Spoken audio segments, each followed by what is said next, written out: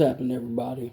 I just want to talk a little bit about um, where I'm at after, 10 albums. You know what I mean? We're calling this After 10. I just kind of want to discuss what it's been like now that I've just dropped my 10th recorded album. Now, that's 10 recorded albums. I've dropped a bunch of instrumentals, mostly of those that are associated with the albums themselves. But I also did probably about three or four separate instrumental projects. Um, it's been a rewarding experience. And just to give you just a little bit of history on myself, I started really making music in 1998, 1999. Me and Lyric Hill were freshmen in college, and we formed a group. We became friends very quickly, and we formed a group. Then it was called the Verbal Constituents slash VCon, and that consisted of doing stuff at the flagpole, freestyling, and then we would get our hands on instrumentals and try to write songs and do stuff from that angle, and then going a little further into sophomore junior year. Um, he started acquiring a little bit more music equipment. And so we started getting into, making beats. By the time junior, senior year rolled around, we were really getting into sampling. And by then, 3M Zach had come had come on campus and really helped us get into the sampling aspect. So Zach had, really introduced us into getting into sampling. And by then, now we're getting some momentum with recording. And we started working on making, mixtapes. And, we started off, with very minimal equipment. You know what I mean? We was making beats on the PlayStation using that MTV music generator. I had a keyboard at the time, so I was able to play out little melodies and, kind of sample them from there. And then as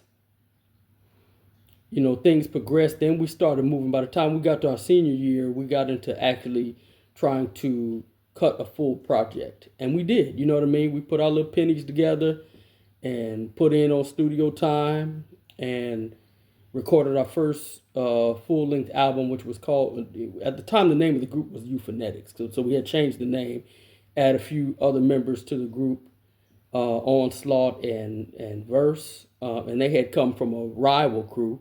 And so we kind of, members were kind of dropping, so we kind of merged from there. And then we ended up, we went through some quite a few crew changes. But that being said, the album consisted of me, Lyric Hill, and Zach. And the first project we did after the mixtapes, our first full-length album was called Euphonetics Sick Muse. We worked really hard on it, you know what I mean? Fast forward, now that's 2002. We was actually selling it at our college graduation, and it meant a lot to us, you know what I mean? It was, just like you would put in 4 years of school and come out with a degree and a job and hopefully some other little knowledge that'll help you in your adult life. For us being into music, to leave campus with a project package sealed on CD that we were able to sell meant a lot to us. So we were selling them on campus after graduation, and it meant a lot. Fast forward to 2003, I was dating a young lady at the time, and we eventually got married. But that said, I started going back to church with her, and my experience went more, I hate to use the word religious, but that really is the case. I started getting more involved in the church, and then I got filled with the Holy Spirit. And so that was everything to me. And trying to translate that into how to live my life for God went through a series of ups and downs. And I don't talk about this a lot. Not because it's a sore spot. It was a part of my life. I would not be the Nasty Prophet if I didn't go through this process. But it was trying to navigate, okay, now that I have this knowledge of God and I'm growing in it and this power, what does that look like in regards to general life? And many Christians struggle with it. I'm actually here now to help people to understand what's what. And I catch a lot of flack for it because I'm not what you would think is a traditional Christian. That I can go. I can tell you all kinds of things in regards to that and why I'm not. I'm on a I, I'm on the path that Christ intended for people to go, and consequently, there are a lot of churches and Christians throughout history that just aren't quite on the strictness of the path that He's paved for us. If you get what I'm saying, this is a road to actual divinity. You know what I mean? And who he is and who he's making us to in that divine authority. And most people are resisting it because they allow for other people to make rules, including themselves, and not connected with the Spirit and exactly listening to what he said. That being said, so I went a period from about 2003 to 2010 warring with it. You know what I mean? Boy, it was a war inwardly. And ultimately, I made a couple of songs, put out a couple of projects here and there, did a lot of instrumentals. I was really into production at this point.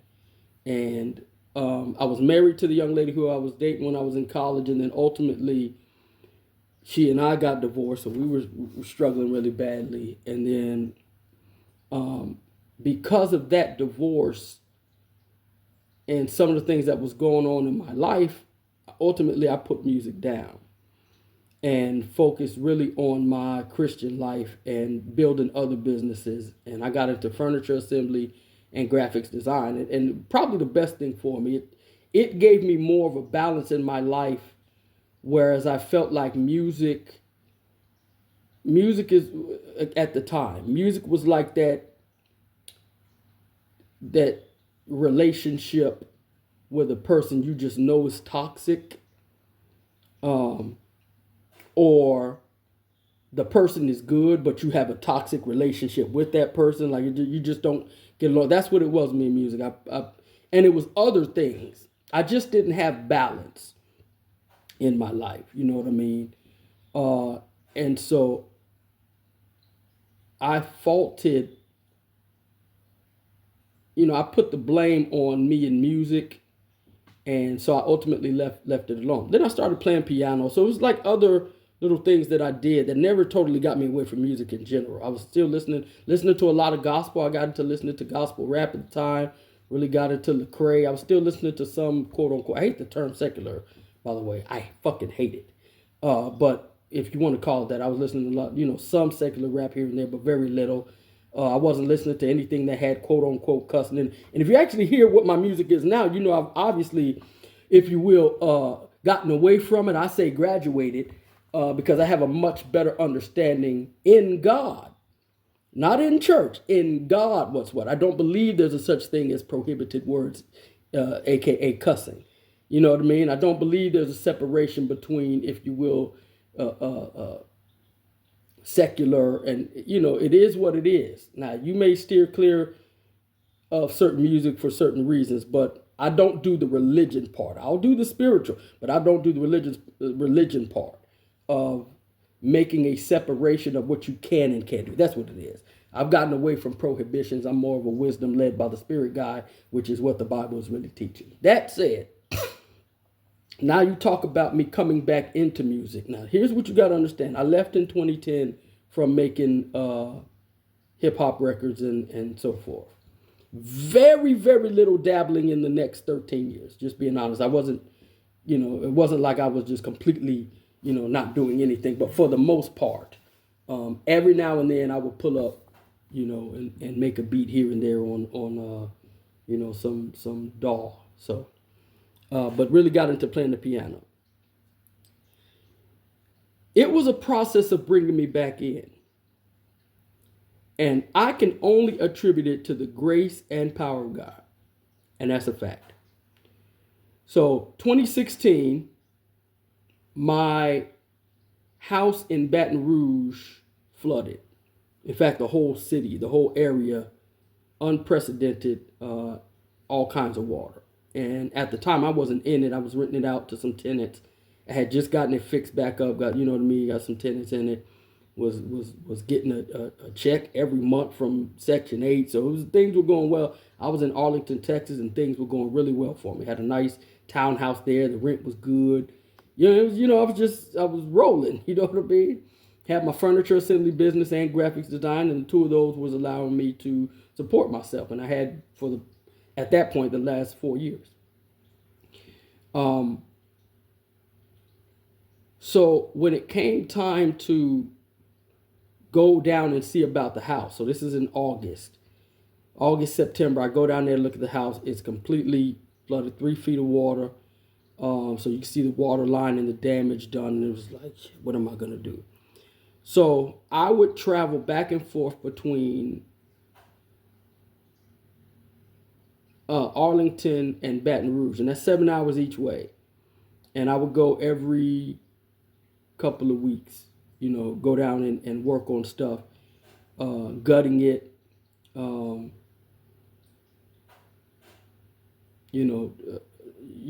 preparing to get it fixed back up. I stayed with my brother when I was in Baton Rouge, and I stayed with him. I ultimately left Arlington and moved back down to Baton Rouge permanently.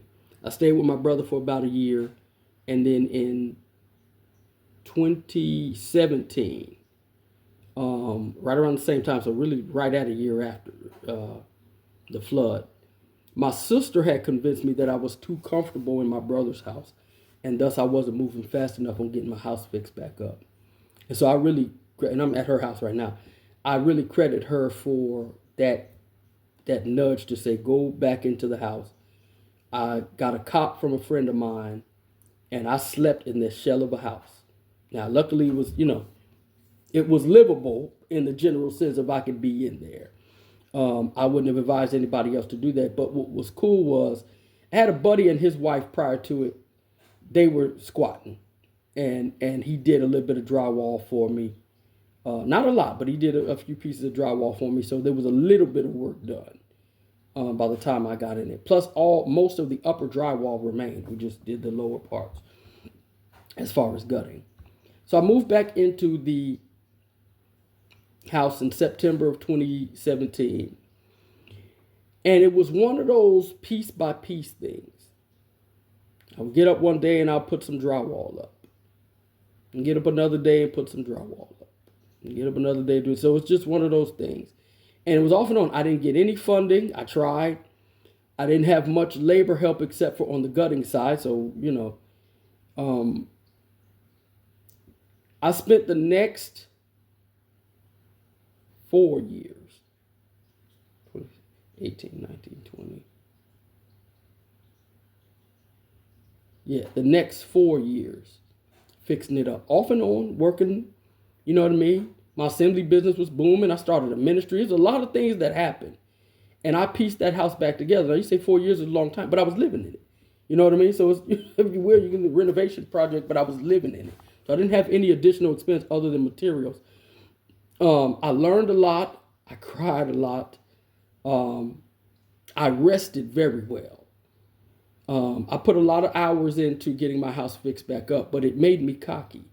I got so cocky, I ended up building all the furniture to go in it. It just went that well.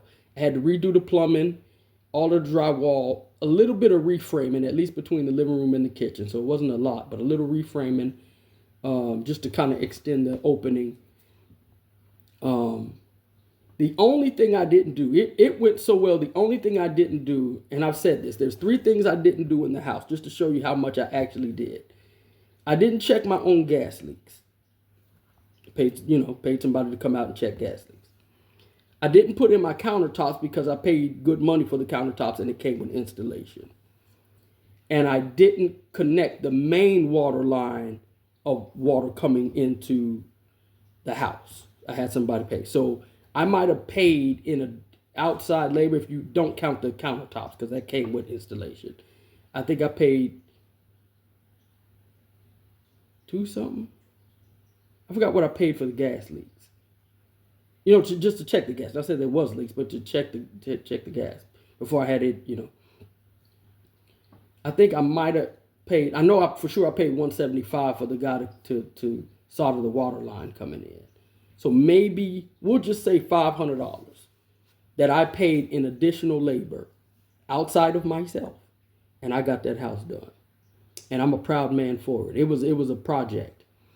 I built all the furniture and then I lived in it. Fixed it up, you know what I mean? Put all the little trimmings, built my own king size bed, made some water jug lamps. Like I was doing all kinds of shit. I got creative then. Built the couch, wooden frame, and put my own pillows and cushions on it. And then I made a TV wall, put shelves on the sides of it, and it got really, really cocky with it. Built my own desks in my office, and you name it, I built it.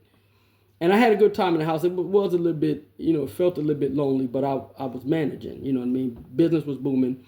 Then I got to host my family at the beginning of 2022, and it meant everything. They got to come down and see what I had worked so hard to put back together, you know what I mean? But I ran into some, we'll just say, financial trouble, and I ended up foreclosing on the house a year later. So they came down early 2022. I think I foreclosed. I was out of there by March of 2023. And thus I started living my nomad life. Now, I'm still not back into music yet. I had bought a beat machine. I had bought another bass guitar. I had a digital piano, electric piano. So, I had some music stuff, but I wasn't quite in it. I did a few beats on FL Studio. Not quite back in it yet. You see what I'm saying? March of 2023, I'm on a vacation to go to Atlanta. Stop off at Orange Beach, and that night, by then my house had already been sold, but they were working on getting me out of there. So I was ducking and dodging, trying to buy time and so forth. My neighbor called and said there was a light on in my house, and I figured that it was my bathroom light. And she told me it was my bathroom light. This is 2 a.m. And so I thought the constable had went in, just kind of like barged in. I don't know what their laws are. And turns out it was actually some kids who had broken in. Now, I'm detached at this point. For me, it's just a place to lay my head. I got called by the police when I was in Atlanta a couple of days later to let me know they arrested the kids, but I don't fuck with police like that. So my concern was really for the kids. They were teenagers. I don't know what they was doing, fucking or whatever. Listen, we'll talk about it when I get back. I'll reason with the kids more than I will with police. That was my sentiment. So at this point, I'm on my way, on the way out to Atlanta. I had a conversation with the Lord, and I was like, well, you had been told me to abandon, you just never told me when. So that's why it got completely fixed back up. In 2020, he told me to abandon everything, but he didn't say when, you know what I mean? So God will tell you something, there'll be a period before it actually implements. So I said, well, I guess this is the time. And so now I'm comfortable. I have been traveling so much and sleeping in my van anyway. I was like, now I'm permanent. And so I stayed in Atlanta for about 10 days, thought I was going to plant roots there. And I just couldn't quite, I just wasn't feeling it. I love Atlanta, but living there at the time, it just wasn't that for me. So I was like, okay. So I made my way back to Houston. And I stayed in Houston for a little bit. That was kind of like my pivot point. I would go to and from Houston. And then at that point, now I'm traveling. Now it's just like, well, I was doing furniture assembly. Somebody wants some work up in Dallas. I'll go do a week or two up there. And then it became a thing. Now I'm everywhere, and my main circle was between Houston, Austin, Dallas, Shreveport, Baton Rouge, and New Orleans. That was my main circle. I would, frequent those places. And I had a blast. Well, around 2020, probably July, August of 2023, June, I'll never forget, I was in Arlington and I was laying down taking a nap in my van, woke up probably 7, 8 o'clock at night. And Jan Hunter had posted this beat. And that shit was jamming, you know what I mean?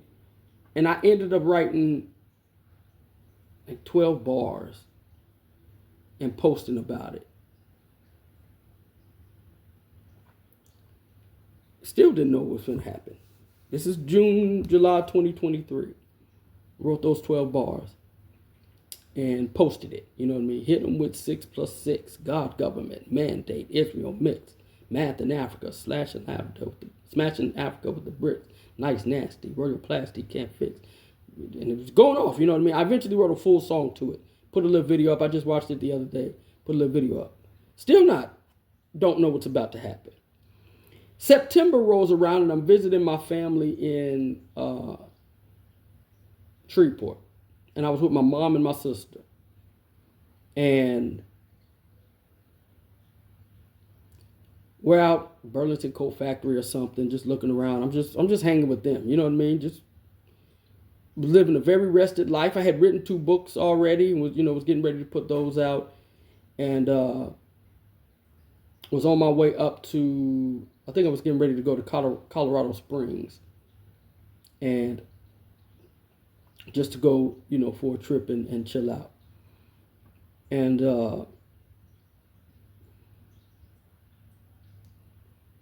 my sister suggested, we were in Burlington Coat Factory, and I said, well, let me go look at, I knew I wanted to get back into using the MPC. No, I wanted to get back into making beats and first time using the MPC. Let me say that. And so there was two main I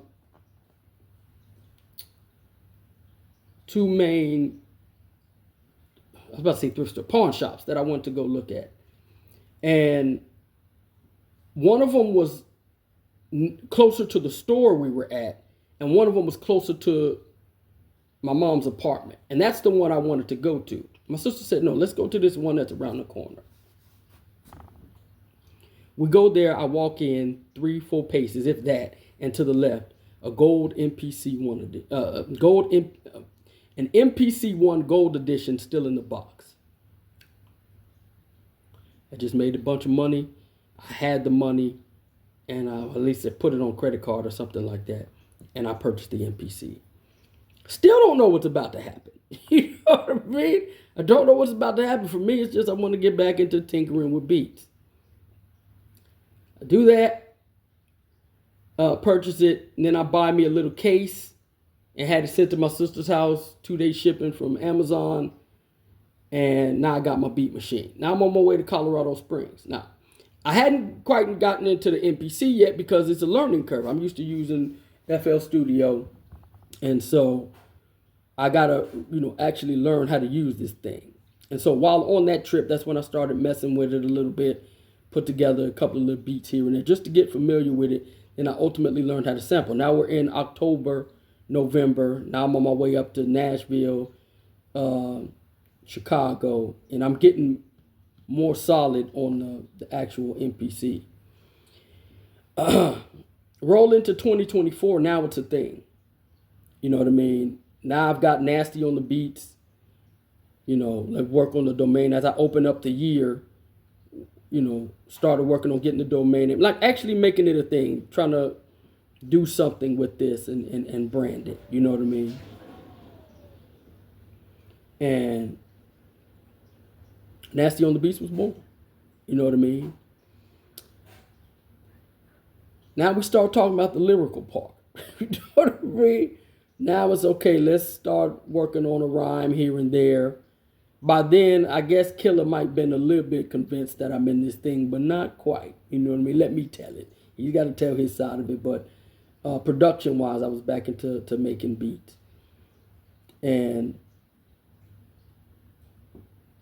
I started working on this project called The Checkmate. Now, by then, I had 2 instrumental projects that I had dropped. One was called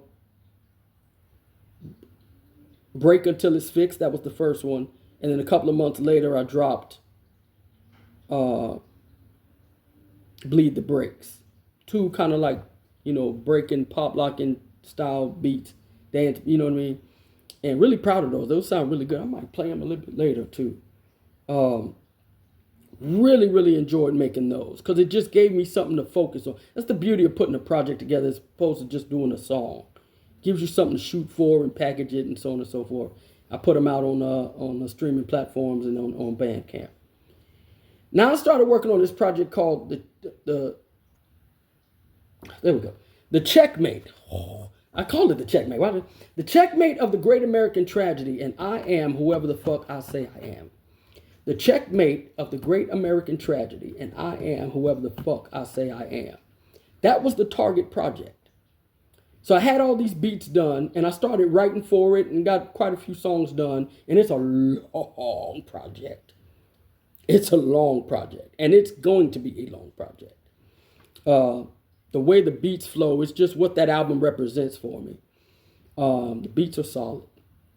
And so they've got like a nice diversified sound. And anyway, so I went up to Colorado Springs a second time to record this album. Now you're getting into the latter part of the spring of 2020. When did I go up there? The spring, late spring, early summer of 2024. And I was working on that. Did a couple of songs with Killer on the way up to Colorado Springs, and it just didn't work out up there. It was something different. I started working on other instrumental projects. I released The Justified Journey of a Nasty Nomad. I did New and Nasty Crumbs, and then I started producing this album called A Jazzy A Wet Dream. So, what I plan to do with those. Come back to record the Checkmate. So now writing is a thing.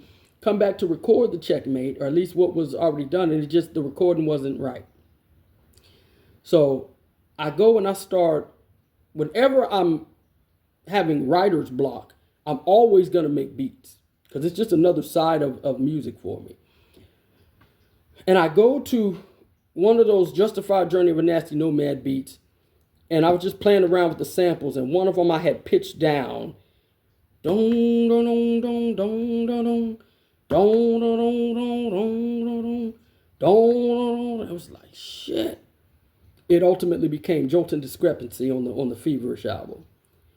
And so I built that beat, and then it was like, man, so now this is the thing. I gotta really, really do something around this beat. Let's put an album together. The Feverish Analysis of the Lascivious Pursuit of Cashly was born. And it was like, oh, shit. You know what I mean? And so I put that album out. I put that out, and I put out The Prophet and the Prophecy, which was just like songs that I had done that were supposed to go on other projects, but it was enough to make, a little, what you call a teaser album or compilation. It's just like, I'll put this. So the two came out together because it got recorded at the same time as the Feverish. And that didn't become a thing really until, even though I had planned to do it, I was mixing and mastering the Feverish. And it was just like, oh, I got 7 joints I can put. So you got 2 albums, you know what I mean? So I did that and put the instrumentals out for the Feverish. Now I'm in this thing. Literally at this table right here, I finished the Feverish. I put it out October 5th, 6th of 2024. And was just trying to celebrate and push it and so forth. I'm sitting here at my sister's crib, and all of a sudden, the David album. So when I was up in Colorado Springs, I had bought this notebook. It's right here. I had bought this notebook and put my little cards on it and just, and it was just where I would write notes because I had all these ideas that was coming to me. Been out of music so long, you know what I mean? And God just like resurrected me back into it via this MPC. Now I'm falling in love with it again. You know what I mean? Like never before. And again, Killer's my guy. We've been friends, for such a long time. I never really asked him, what his take on it was. But from my standpoint, not necessarily him saying my standpoint, I got to really show him I'm really back in this thing. You know what I mean? And for me, it was a show and prove type of deal. I think with Black Skeleton, I think I've sealed the deal. Now we 10 albums in, which is the reason I'm doing this, just to say after 10 projects, my sentiments on it. So yeah, that's the story. The David album, I started dealing with something came to mind. A particular person came to mind, and God was really dealing with me on more than one woman. You know what I mean? Just the ideas, like, is that even possible? You know, I grew up Christian. Doesn't mean it ain't biblical, and it doesn't mean it ain't led by the Spirit of the Lord, but you grow up, what you learn, you typically take in until you're willing to challenge it. And if you're smart, you'll take it to God and get validation, and you can really run with it. It's not you just, doing some shit on your own. Anyway, that's why I preach heavy on kingdom liberty now. I know what this thing is about. You know what I mean? And so the David album was a concept that I wrote in this notebook. I write down just things that sound cool. Let me see where it's at. There it is. So this is the first page. I don't know if you can see that, but the third line down, first line says, a pitch into the cradle of the gods. I said, that might be a spoken word album. I have never not been on vacation. Y'all know I did that as that was something my grandmother said. I have never not been on vacation. Third line down, a different kind of David. So before it got, turned into a project, it was the title itself was something. You know what I mean? And so I sat here and I worked on the cover art, or the preliminary cover art. And I had already had some of the beats. That's when I was really, really heavy into international sampling.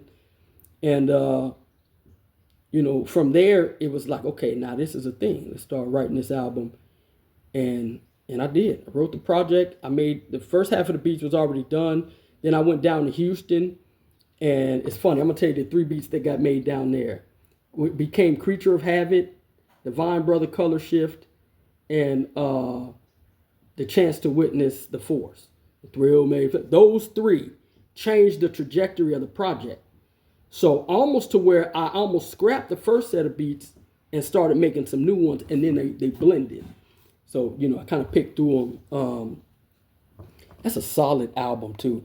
It didn't get the push. I'll come back to that. I'll tell you why it didn't get the push that it did. I'm actually doing it retroactively now. So this is, now we're in, I stayed at my sister's house. I was house and dog sitting like I'm doing right now.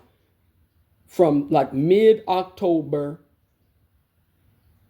to right at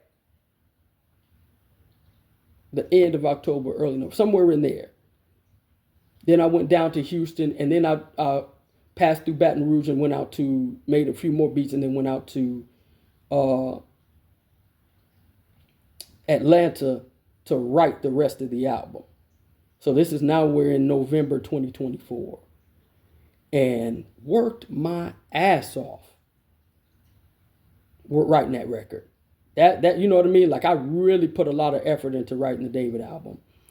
Also, what got produced at the time, and I was talking to my dad about it today, it's a record me and Killer's supposed to be doing. It was really going to be a solo project. But out there, I just felt a whisper from Ash tell me to make it include Chuck on it. And so it's I'll just give you the gist of it. The title on my end is Tarot Blackstone. That's the character. And it's on some blaxploitation shaft type of deal. These guys are black trench coats, badasses, who you know what I mean, that type of deal. And so I made most of the beats for that project got made out there on that trip. It was a good trip. And I was out there writing the David album. Come back to Baton Rouge, still working on it. And then the recording sessions was like late November. No, because I spent Thanksgiving out there. So December, I spent like 2 weeks, a week and a half, 2 weeks recording at Killer's crib, putting the David album together. And it came out good. A couple of joints got left off. A couple of joints that were done got left off. Just didn't quite fit. And I'm happy with the project. Come back to Baton Rouge, and then I got stuck literally stuck on the side of the road with a stripped lug. I sat on the side of the road for about 5 days. Obviously living out of my van, and anyway, got off the street. So literally got off the street on Christmas Eve. I had to go do a job in New Orleans for a friend of mine, and I was backed up a couple of days. But I go down there on Christmas Eve, I get it done, and I had put the David album out, and then I head to New Orleans and rested up for Christmas and so forth. And it was so cool, man. It was so cool getting that project out. The reason, hence the reason I tell you, the reason it didn't get the push is because 6 days later I would start on the Congress beats. I just messaged Killer. I was like, I think it's time to work on this. He was with it. And the Congress album came out on Inauguration Day, which was what, the 20th? So we put the album together from start to finish in 3 weeks. And I've been saying that. That was a miracle of a project. Every beat that was made for the album went on the album. It wasn't like you know how you do with albums. You put some beats, you pick through them and blah blah blah. No, if I made the beat, it got on the album, and that says something, not just on my end, but Killer being the MC that he is. You got to rock with the beat. Not quite feeling it, blah blah blah. He rocked with every beat. That project went very well.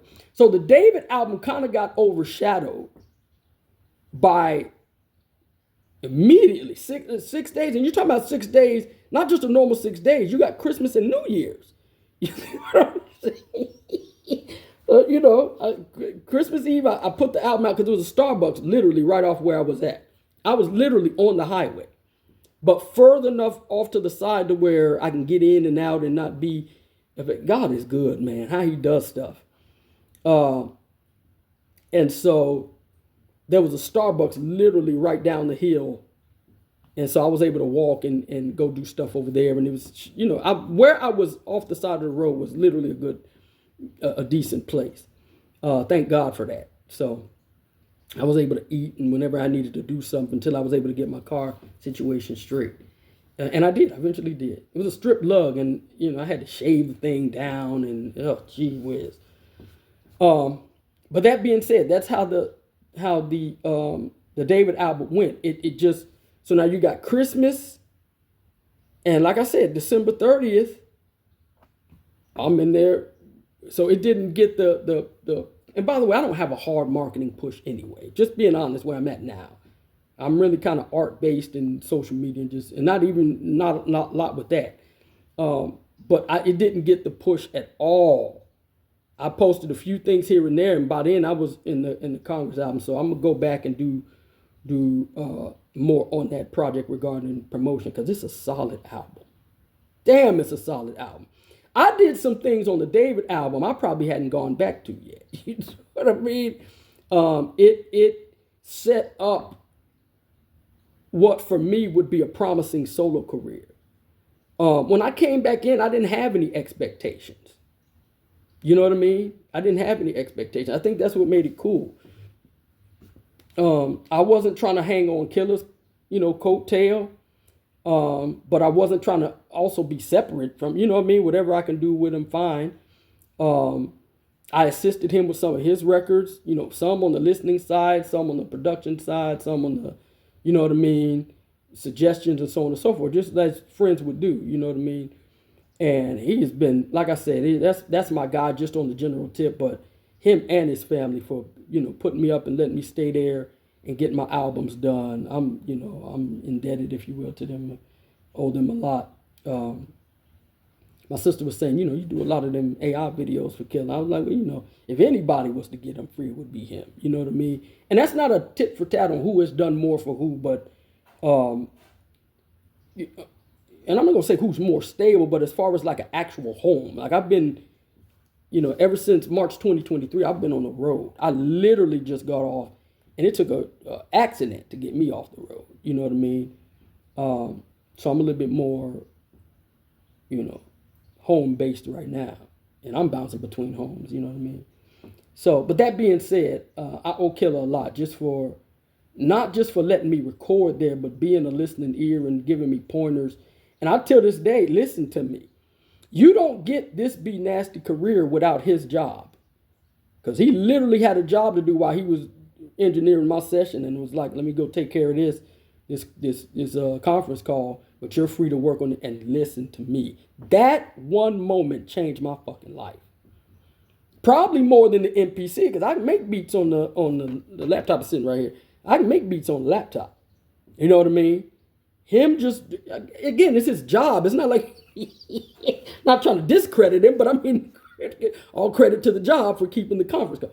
But no, no, I mean he literally was like, look, I got to go get on this conference call. It's his job. You know what I mean? And I was like, cool. And I was kind of thinking, what I'm gonna do while he wait. He was like, no, you're free to work on it. And I'm computer savvy anyway. You know what I mean? It's not my first time working with a DAW. We used to do the Pro Tools. So I've worked with Pro Tools before, so I know a couple of things to do, blah, blah. So but him leaving me with it, I was able to engineer, and and I got used to it. I like being able to punch in and do what I need to do. And, that person might think it's a good take. And you thinking, nah, I want it to sound like this. And so now, it's crazy. And I hope I make Killer proud with this. Just as a friend, I felt so good when it was time for me to do 90-degree angle. Now, obviously, I'm fast forwarding quite a bit just in that. When it was time for me to record 90-degree angle, I was on my way to Killer's crib. And I hit him up, is it cool to come through, blah, blah, blah. He was like, yeah, but he had another relative staying with him. You know what I mean? And I was like, cool. I don't like to impose. So it's, it is what it is. But it was like when he told me that, I was bothered for but a moment, but I was like, nope, that's about right. See, just like with him having to go down with his job, go downstairs to be on this conference call, it was a pivot for me to step into, you know what I mean? And I had already been talking about recording on my own. Not because I have a problem recording at his house. You know what I mean? I have so much fun recording there. Again, because he's, we're friends. So, when he's done working or I'm done recording, we'll go out and have drinks or, me and his family go out. We'll all go out to eat or whatever. Like it's that friendship deal. But it's also, I'm a nomad or was nomad. And so, imagine being that type of MC, and a lot of people do it. He just has a very basic setup for his recording. So I was like, well, shit, if I get that, I pull up at a hotel and knock out 2-3 joints or however long I'm there, knock out a song. And so that's what for me, it was I had already purchased a laptop from another college buddy of ours who's really into tech. And so I was like, I just need a couple other pieces anyway. So while I was hanging out in DFW, and I spent quite a bit of time out there, quite a few weeks. Most of November was spent out there, and of 2025. And, I did what I had to do. I went and bought my interface, which was $25, if that, at the pawn shop. And then on Marketplace, I just happened to find somebody I was trying to find the little P stop, you know what I mean, the pop stopper and pop filter, they call them, pop filter. And just when this person wasn't hitting me back, and somebody else had the pop filter, a mic stand, and a mic. And I already had a mic. I bought a mic for $50 out of a pawn shop. And so once I got that, I was like, okay, shit, now I got my equipment. You know what I mean? Went to a thrift store and got a little bag just to put the shit in.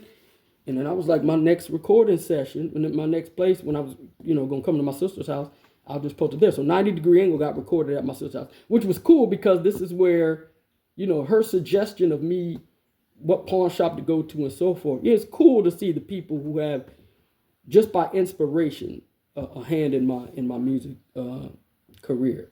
Now I've said all that. 90-degree angle just released Black Skeleton, split Black Skeleton. So we got 10 and 11. I'm working on 11 now. 10 projects in.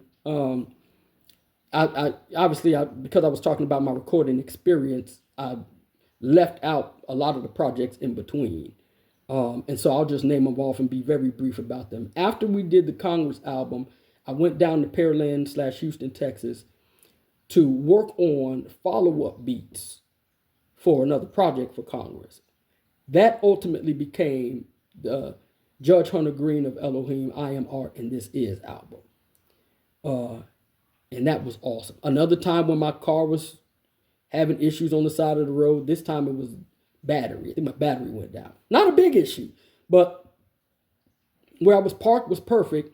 But I sat there for a little bit, and I made so many beats during that time. I would get up every day, get my beat machine, and walk to the coffee shop or walk to the library, and walk to the park and knock out beats. Come back to the van, you know what I mean? Like I did what I had to do. That ultimately became the art album. Next, after that, I went to Baton Rouge and Houston like a couple of times. It was like 2 different trips where I was back and forth. And on the way back to Houston, I was listening to some samples on my phone, and some soul samples. And Killer wanted the Congress album to be loops. And I just couldn't. I just couldn't get there. I couldn't. My understanding of loops, what I was hearing from artists that I know do them, what I was translating wasn't. You know what I mean? And so it just wasn't there. But this particular trip, went to a coffee shop, and I said, well, let me work on these loops. Let me try to. And I knocked some shit out, sent it to Killer. Killer immediately sent some shit back. You know what I mean? And so it was like, okay, he's feeling it. So, and a friend of ours from college, she had some units. She was working on some housing units. She was working on for a particular project she's doing. And I was doing some work for her, but she was like, you're more than welcome to stay here. They were still doing the finishing touches of construction. So it was fully built, but still doing some finishing touches, painting and all that. And she was like, you're welcome to stay here, because I was putting furniture together for her. So I stayed that night, took a shower, and made some beats that night. And it's like, now I'm in this thing. So that's what gave Killer his beats for Never Afraid to Fail and my beats for 45. Okay, so after the art album, I went to try to work on, made some beats for this album called the Axe album, which what became the Axe album. But writing it just wasn't there yet. So it started before 45, but 45 came out first. Went up to was on my way to Colorado Springs again. This is April, late April of 2025, and I stopped in Santa Fe. Was visiting a friend of mine, worked on some beats, stayed there a little bit, about a week.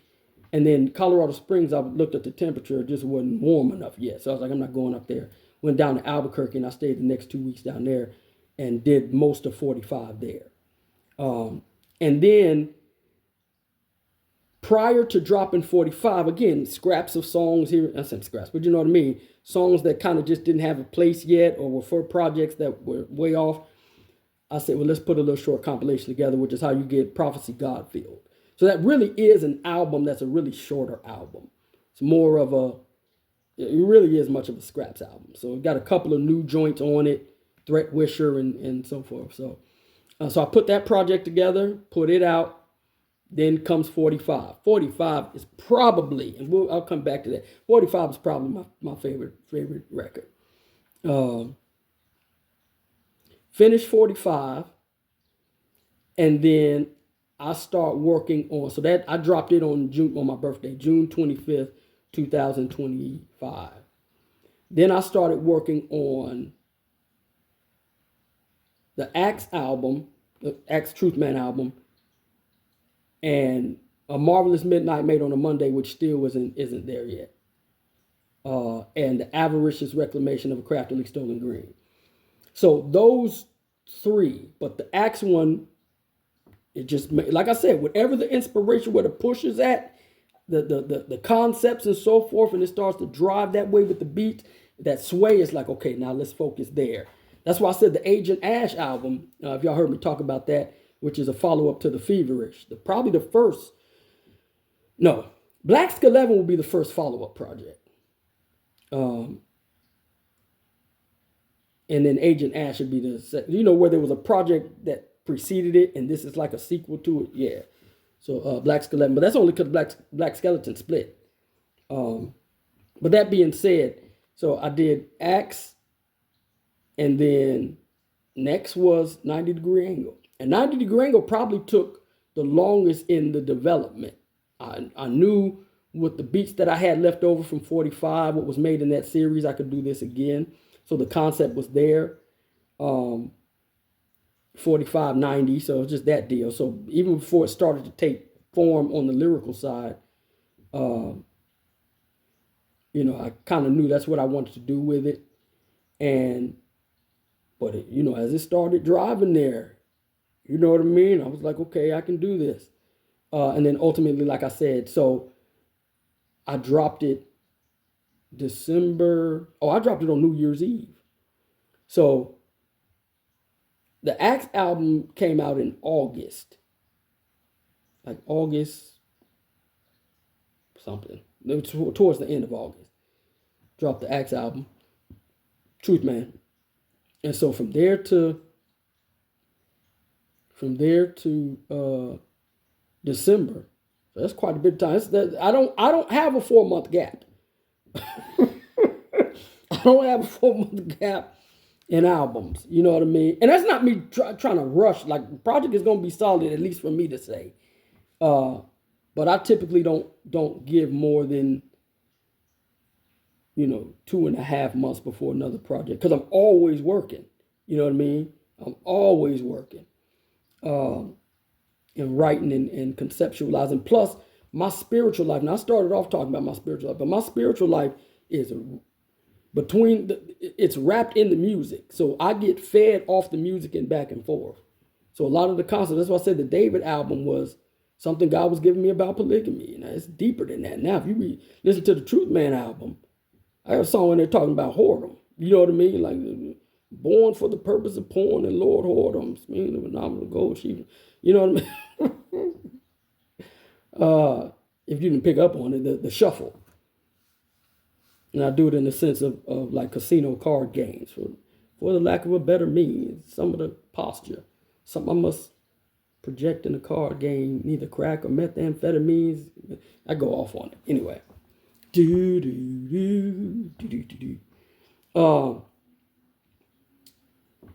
On the male side, by the way, very strategic with it. Not anyway. So that's the story of me being back in music, and it's been awesome. Now I'm going to confess this: I lost my MPC. So I had my accident January 3rd of 2026, and I think it was just after we had all that ice and snow. Right at the tail end of it, I ended up losing my MPC. It's weird in how it happened. You wouldn't believe me if I told you how it happened, okay? All you need to know is I don't have my MPC anymore. I was devastated at first when it happened because it was really weird. I would like to tell you somebody came and robbed me than to tell you and snatched it from me. You got to know why I'm laughing. I would like to tell you somebody came and robbed me. That's weird, Lord. Wow. Okay, I'll be meditating on that. I would like to tell you somebody came and robbed me and than to tell you how it happened. It was just embarrassing. You know what I mean?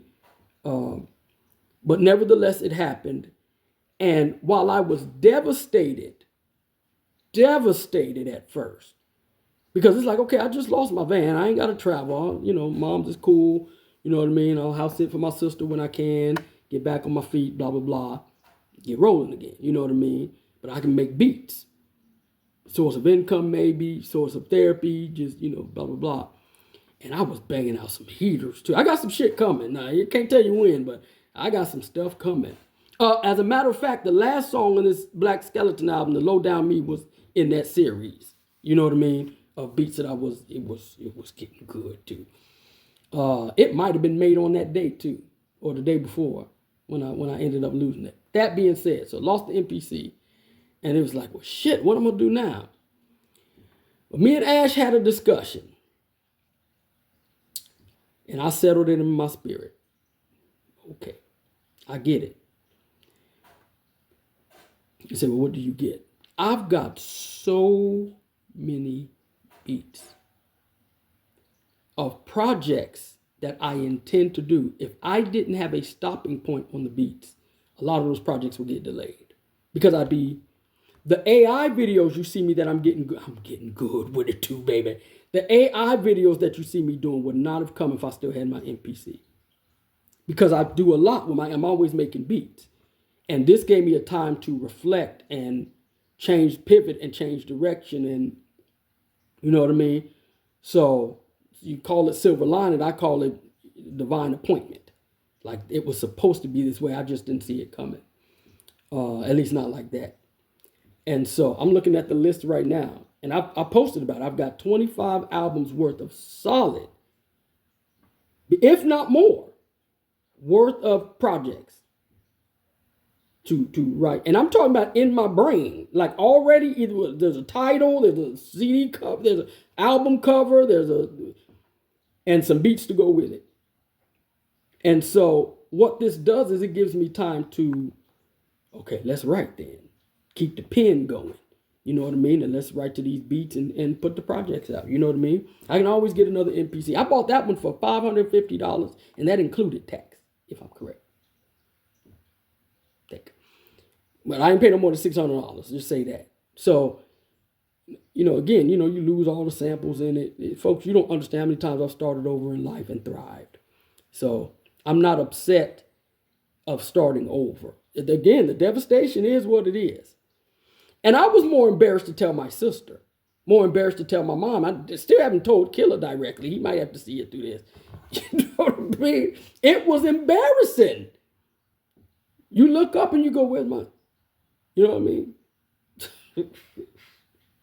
So, and it really hurt to tell my mom. And I was like, Mom, literally within an hour of it happening, hour and a half of it happening, I was like, Mom, I'm cool. I was like, because she was kind of panicking for me too. And I was like, no, I'm a little bit more embarrassed to tell you. And you know what I mean? But I'm a God man. I'm the God man in my heart. Okay, okay, Lord, what's next? You know what I mean? So, didn't intend to do this to tell you that, but it's time to... I think it might have been on my Black Skeleton track for track 2. But just so y'all know, I do not have my MPC anymore. Still got FL Studio on here if I do need to crank out a beat or something. But I was sitting outside on my sister's patio listening to... I've got some beats that I put up on YouTube. A lot of them went into the Truth Man album. Some of them, a couple of them ended up on Black Skeleton. Or at least one of them did. You know what I mean? So it's like I intended to try to sell them or, lease them out or whatever, blah, blah, blah. But what ended up happening was they went on projects. But I heard some other ones, and I was like, man, have I been overlooking these? I can do something with these. You know what I mean? I got so many projects to write for. So you about to see a lot from B Nasty. Nasty on the Beats is not dead.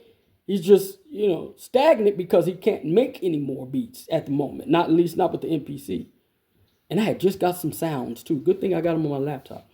I just got some sounds from a guy that I met. So I don't know if that's a way of saying that, wink, wink, it's coming back. But if I didn't make another beat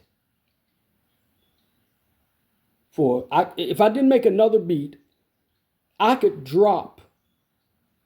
You talking about, I did 9 albums in a year?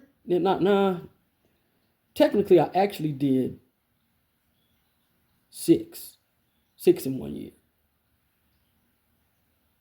Congress, David, Prophecy, 45, Acts, 90. So you say 6 albums, I can go another 4 years and not, if it's just straight writing, not making any more beats, 2 months every, a project every 2 months, I can go the next 4 years. Is that a boast? I don't know. I'm telling you, I'm good. You know what I mean? I'm looking at some of the stuff now. I'm like, man, I should have been put this, you know what I mean? So I'm excited about what's coming. I did this recording because I just want to talk about what it's been like for me after 10 projects. That's a feat for me.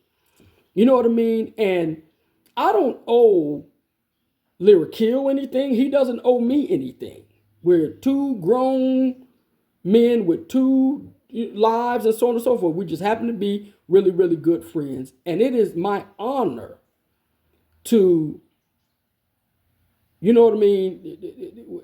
Recently, and I said that in Black Skeleton Track for Track, it meant a lot to me when we were on the phone. You know, we got live, so things be happening. I'll text him, he'll text me. So we'll text stuff back and forth. But I was like, I need to talk to him. It was a project we were planning on doing, and I was trying to figure out where the holdup was. Does he want to scrap it? Because I did all the beats. Does he want to scrap it? I just need to know, because if he does, then let me use these two songs and I'll put some instrumentals in there. It was just that deal. What are we going to do with it so we don't just completely abandon? Let's figure out blah, blah, blah. And then we're just chopping it up on some other stuff. And when I was first making Black Skeleton and getting into the beats, I was like, bro, these beats here, you know, on some Knots, DJ Muggs type of stuff. And, you know, the reluctance, it was there from him. You know, okay, you know, tough shoes to fill. But he said it, and then I'm getting misty about it. He said it in the recent phone call. He was like, man, I hear it. And that did. I said it on the Track for Track. That was like winning a Grammy. You know what I mean? Because I got a lot of respect for him. Especially when you talk that type of shit. You know what I mean? Maybe if I didn't say it, even something short of that would have made me feel fuzzy. But I know the way I talked it up. And I heard it. You know what I mean? So to get the nod from him, he doesn't know what that did for me. You know what I mean? It just means a lot when, you know, it's something when you get respect from industry people or whatever. My peers matter to me. You know what I mean? Because these were the guys who we sparred.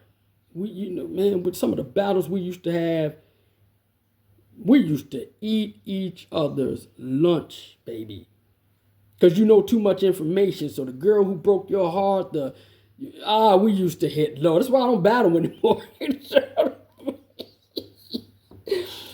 Pretty much, we done did that. So anyway, these are your peers.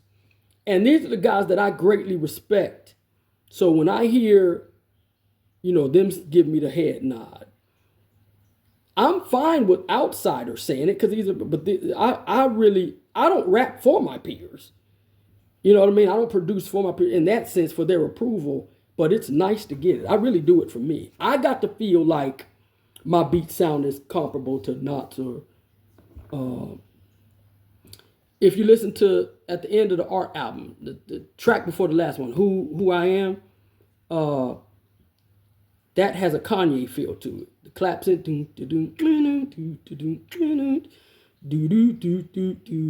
I wasn't going for that. You know what I mean? I wasn't saying, let me try to make a beat like Kanye. I knew I wanted to go out, wanted the project to end with something that's, because the Congress album did that. So that's what I was really going for. But anyway, that being said, I had, you know, I'm of the mindset, it has to sound right to me. I got to be able to jam my own albums. And I'm proud to say, cocky, arrogant, whatever you want, title you want, I'll wear it on a t-shirt, baby. I fucking love my records. 90-degree angle, I didn't think I was going to, not because I had a problem with it, but it's hitting, baby. It's growing on me way more than I intended for. It, you know, like I said, 45 might be my favorite. Might be my favorite record. Each one is unique. It's like kids. Each one is unique to me. Each one matters. Probably the least favorite is Prophecy Godfield because it's so short. And then it includes, it's got two joints on there that are like remixes. One is an acapella from the David album and one is a remix from the Congress album. You know, so it's that deal. It's not a whole lot of new stuff on this. It's a short project. It's got the instrumental on there. So it's really, but 45 is probably my favorite record. Because it just, I had probably the most fun recording 45. Probably because I had a lot of time in between when I got it done and when I want to put it out. So maybe that's what it was.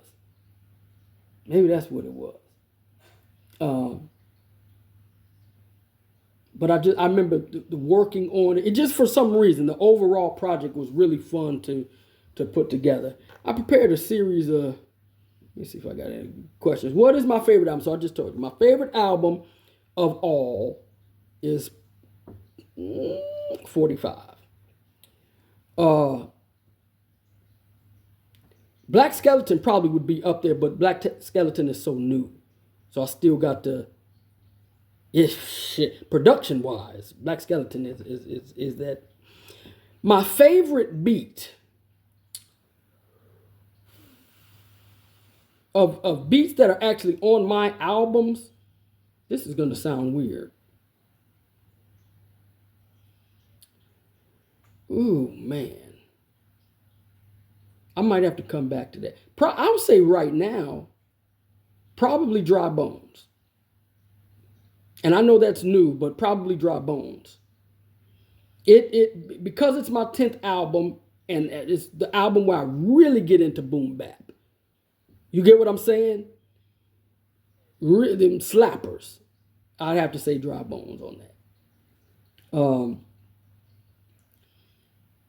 Favorite songs from each album. I'm gonna try to do this quickly. Off the Feverish. Ooh, it's a toss up, but it's always been Punching My Pancreas. Off the Prophet and the Prophecy. Ooh.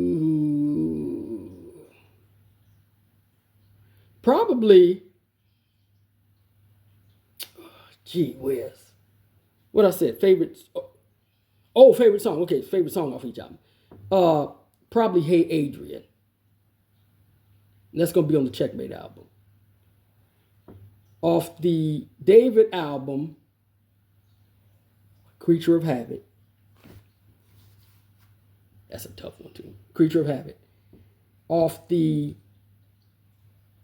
Congress album, No Term Limits. Off the Art album, Who I Am. Favorite song? Ooh, that's a tough one. Favorite, yeah. I'll say that for now, just to add something there. Who I Am. Only because I like Fruit of My Justice too. As a favorite as far as spitting. But anyway, solid project. You know, I'm cocky enough to say it's a tough decision, because it's a tough decision. Okay, so now we at that's Art album. Prophecy Godfield, favorite song in there, because it's not that many. Threat Wisher. No. Man, that's a good one too. Be Killed. That's the one that was supposed to have Jimmy Clever on it. And yeah, I love that one. I'm about to play that in a minute too. Off of the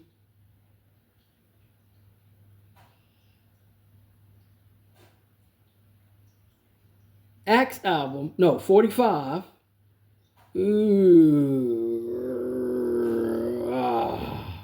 It being my favorite album, it's hard to pick. But I'll have to say King of Soul Trading. Yeah. It's the deepest song on there. Okay, King of Soul Trading. We'll just keep it moving. Off the Axe album, the Truth Man album,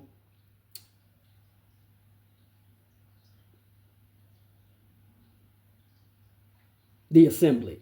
Lust Policy, Admonishing of Lobby and Watch at Full Throttle to watch. It's a tough, like I said, my albums make it tough for me. Now, okay, so now we at 90 Degree Angle, God Swear.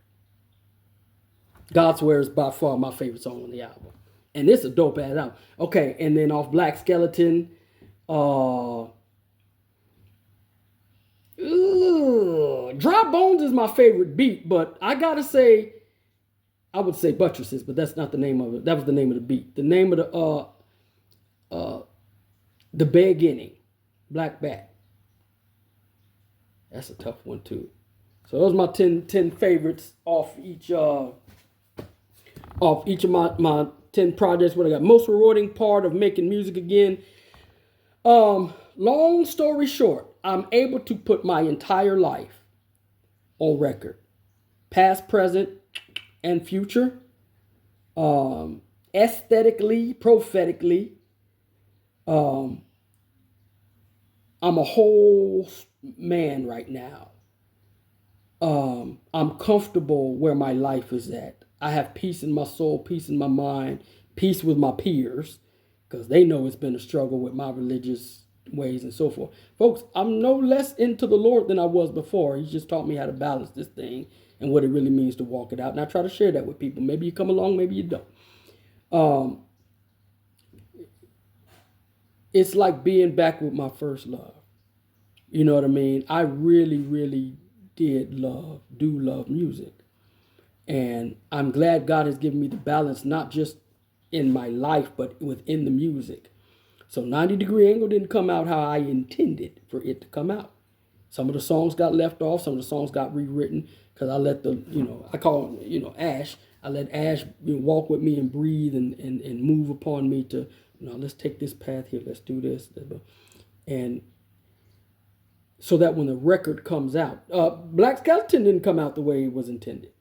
You know what I mean? A couple of songs got left off. Some things got moved around. That last joint got added on there. You know what I mean? So at the last minute, you know what I mean? So just allowing for it to take shape.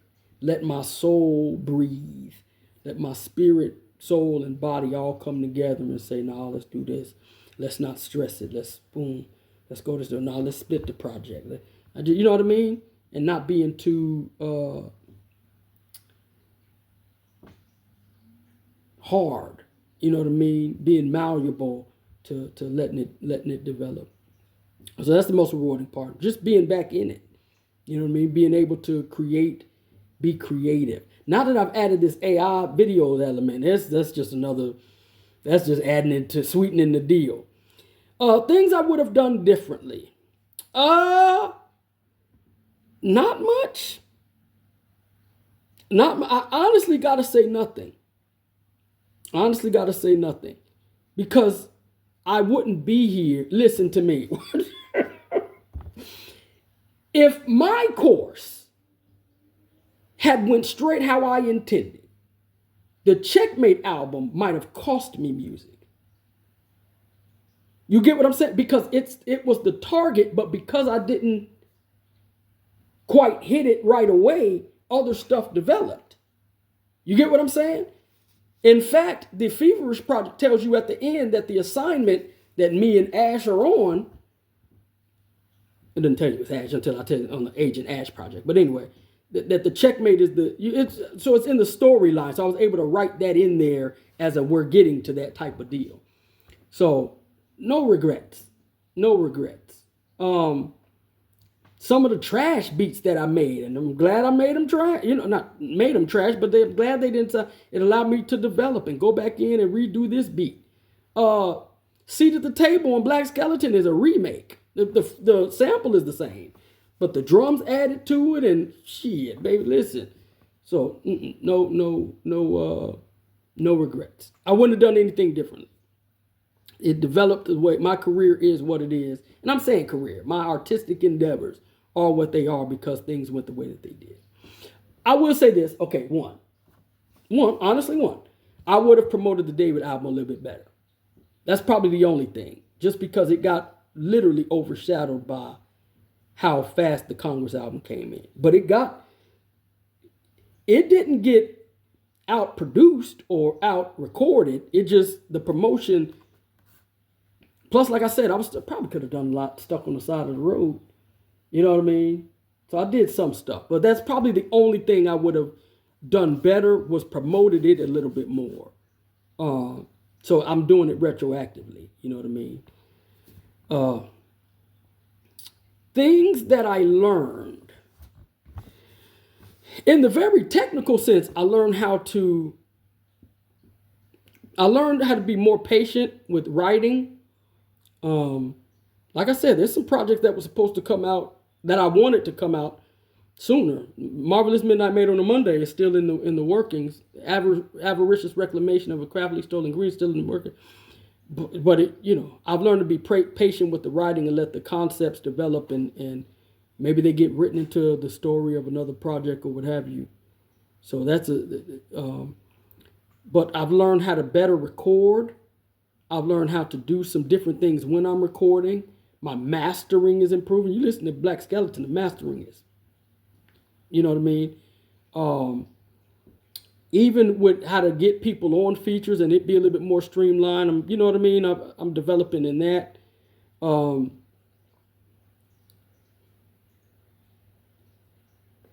you know, I'm constantly learning. You know what I mean? Um, Taking words out of my bars. You know what I mean? So that the flow was a little bit better. You know, working on that. Working on that. I'm having to do it now to make sure it's structured right. But uh, I've learned a lot. Like I said, I'm a continuously growing and learning artist. So the hardest part of getting back into music.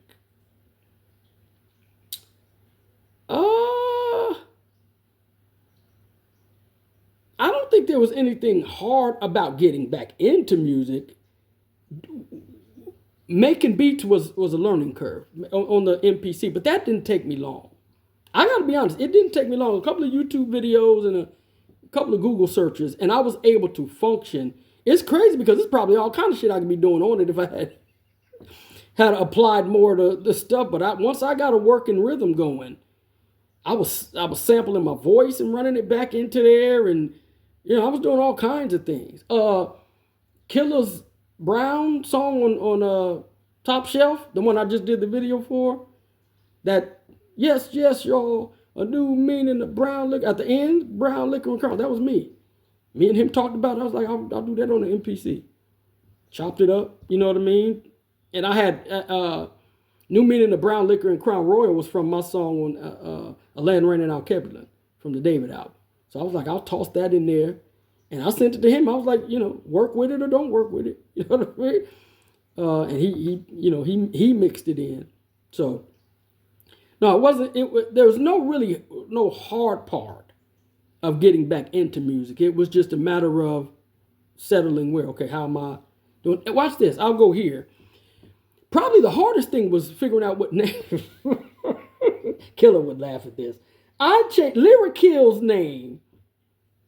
It's funny. I think about neither one of us have changed our phone numbers in over 20 years. We're working on probably 25 at this point. 25 years. Neither one of us changed our phone numbers. We got our phones right at the same time. In fact, I got my cell phone because he got his. Real quick, we had an apartment together. His mom had the phone turned on, and for us, obviously, in her name. We go home for a Thanksgiving break. I don't know if that was the first year or the second year, like junior year or senior year. We'll go home for Christmas break, or Thanksgiving break. When we come back, she had gotten him a cell phone. She has the right to do that with her own son. You know what I mean? And so she had the phone turned off. So it's like, well, shit, what I'm going to do? You know what I mean? And I was able to go to, at the time it was Singular, and go get me a phone too. So we, within weeks of each other, we both had a cell phone and kind of rolled from there. But I was saying, he's been Lyric Kill. I don't know, maybe not before college. Maybe at college. He's been Lyric Kill. I have changed my name multiple times. It probably started off with Emperor Innocent, the Man Child. I added a bunch, because I had a bunch at that time too. So I had a bunch of names I was calling myself, blah, blah, blah. Then that turned into Plea, because I got religious with it. It was Plea. And, I've had so many different names. So when it came time to getting back into it, that was God, by the way. I know people don't believe me, and I don't expect them to. You got to really, really, really have a relationship with the Spirit of God. You want some religious shit, you won't get it. Just being honest. But it was him who made me nasty. Because eventually, because my name is my government name, initials is BJ. So I was just going to go by B apostrophe. And I forgot how I added the nasty in there. I forgot how I added the nasty, because that wasn't original. I saw the logo. My logo was a capital B-E and an apostrophe. I'm not apostrophe. Exclamation. Probably about to say apostrophe. B-E exclamation point. And then I added the nasty and put another exclamation point at the end of it. I don't remember exactly where that came in. and you know, the Nasty on the Beats, and so I kept the two of them. I've always done that though. When I got into production, I always had the name split. You know what I mean? So when I was doing production in college, I was Mr. Elaborate. And I used to say mystery, you know, mystery. So, and that's, you know, that's changed a bunch of times. But anyway, so probably the hardest thing was picking a name and sticking with it. I just found another Be Nasty recently. You know what I mean? More props to him. We can both be nasty. You know what I mean? there's no monopoly on being nasty. I say the same thing about being the royal priest. That's in the Bible and people don't even own it. So anyway, fuck off. The royal priest called to be nasty, aka Nasty on the Beats. That's what I go by. So that's probably the hardest thing to settle on. Again, I've gone way long. I yelled at the dog because he was walking around patting. I told him to lay down. His feet kept patting around on the floor. So I'm getting ready to go walk him. But I just want to do this. I was laying down taking a nap, and I'm always doing some type of content, even if I don't post it or I do one or two clips out of it. I'll just keep stuff rolling. And I really want to talk about what it's been like over the 10 projects that I've done. And it has been a rewarding experience. And I look forward to what's coming next. You know what I mean? I've lined them up now that, you know, Ash can breathe on me. And let me tell you, since I said that, in the last, I lost my MPC right at the beginning of February. Right at the end of January. I didn't make it out of the month. There are at least Agent Ash, Pressure Prince. There are like 3 or 4 other projects, probably 4 more. Those 2 and 4 more, so about 6 that have come up. That is like, oh man. So I've got my work cut out for me. You know what I mean? And God willing, the projects will come out. And I've got a duo project with Killer. Man, if we can get this joint done. I thought we were going to start off the beginning of the year with it, but 90 Degree Angle and Black Skeleton. And he's got, shout out to Killer, he's working on this project called We Never Close. I'm excited to hear it too. Because the way he I was talking that shit about how my beats sound. And he talking that shit about, he said this is going to be the Southern only built for Cuban links. So let's see if he get the same phone call from me that I got from him. But I don't expect anything less. Killer makes dope ass albums. Dope ass albums. I was listening. Matter of fact, yesterday I was listening to Eat 3 and what him and Kid Infamous did. So shout out to Killer. Looking forward to that. Again, thank you to everybody. I'm not gonna go off names right now. They know who they are, who have been active players in some form or fashion in me being back in this. And I'm excited about continuing to make music. I'm going to continue to make music, looking for being inspired in a bunch of different ways. And there's some changes coming to my life, by the way, that have already started, but are going to be much more rampant, I guess is the word, and frequent, which will probably inspire I'm certain of it, will inspire the music all the more.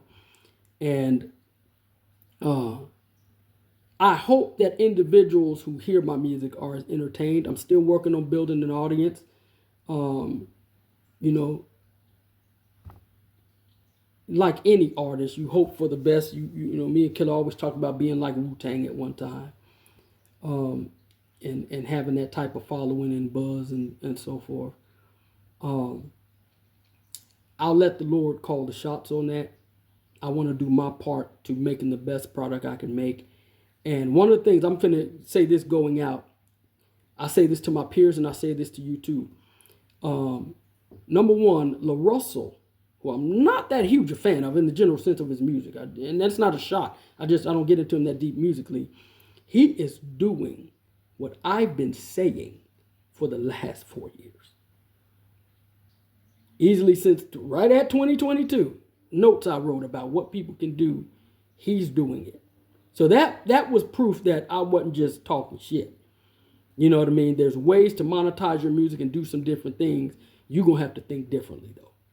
If you're trying to play the same cards everybody else in the industry is, you get what everybody else gets. You know what I mean? Or have to work within that framework. Um, but I always tell you, if you're an artist, one of the things I like being an artist now, and it's crazy because it's there. You got to really embrace it. Is that your art is never not your art.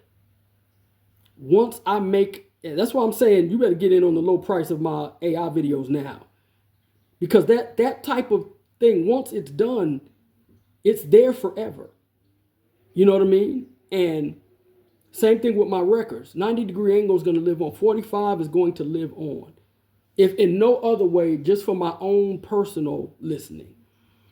And you have access. Listen to me.